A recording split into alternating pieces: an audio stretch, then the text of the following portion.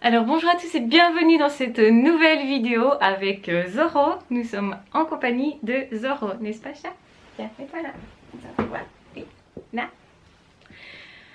Donc aujourd'hui nous allons parler de la gentillesse. Beaucoup de surdoués disent je suis trop gentil, c'est un défaut que d'être gentil. Alors je voudrais vraiment faire une vidéo là-dessus parce que effectivement ça revient régulièrement. La gentillesse n'est pas du tout un défaut, c'est quelque chose de l'ordre de la qualité. Effectivement il faut savoir l'utiliser et avec les bonnes personnes. C'est plutôt ça qu'il faut faire, c'est-à-dire mettre des limites aux personnes qui profitent effectivement et qui dépassent notre limite, nos limites et nos besoins, qui ne respectent pas en fait nos besoins et notre personne.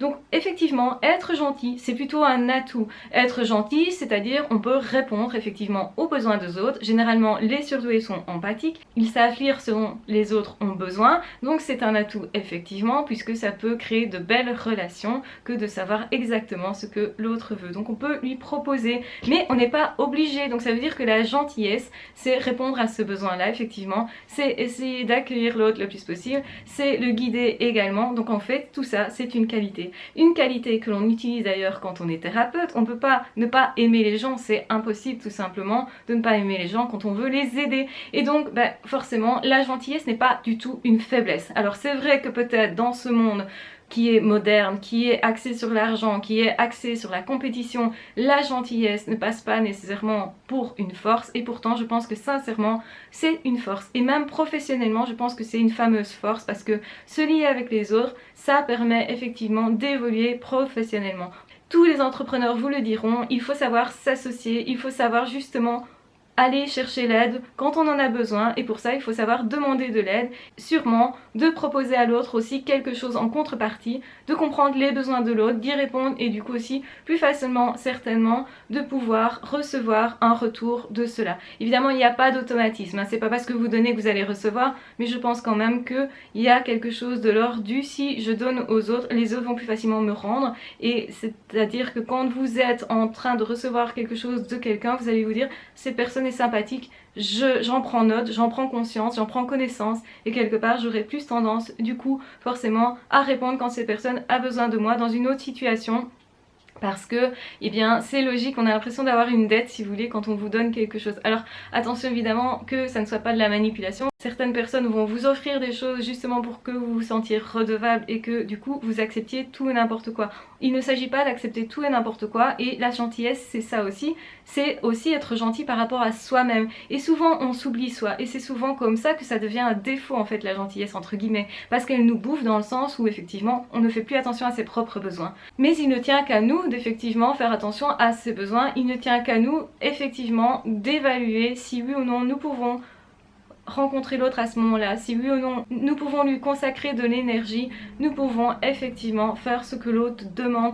Donc c'est toujours une décision à prendre, et donc pour moi la gentillesse n'est pas du tout un défaut, c'est une capacité simplement de pouvoir répondre à l'autre, c'est la possibilité d'entrer en relation, c'est la possibilité d'être face à l'autre mais face à soi-même aussi. Il faut oublier aucune des deux parties tout simplement. Donc une relation équilibrée, c'est une relation où on pense à la fois à soi et aux autres, où on fait quelque chose pour soi et pour les autres, et à ce moment-là tout est équilibré. Quand on fait que pour l'autre, et bien effectivement on se laisse bouffer, on n'est pas du tout en train de satisfaire ce besoin, donc à un moment donné on est forcément pas bien, on est forcément dans un état de mal-être, on est forcément dans un état au final où on est insatisfait, voire frustré, et peut-être alors va découler de ça la colère. Par contre, quand on ne pense qu'à soi, forcément alors on ne fait rien pour les autres, et bien dans ce cas-là on ne peut pas établir de lien, dans ce cas-là on reste dans sa bulle, dans ce cas-là on est tellement centré sur soi qu'on ne se voit que soi au fond, et on rejette tout le temps la responsabilité, on ne peut pas évoluer parce qu'on ne peut pas non plus se remettre en question. L'autre nous permet, si vous voulez, de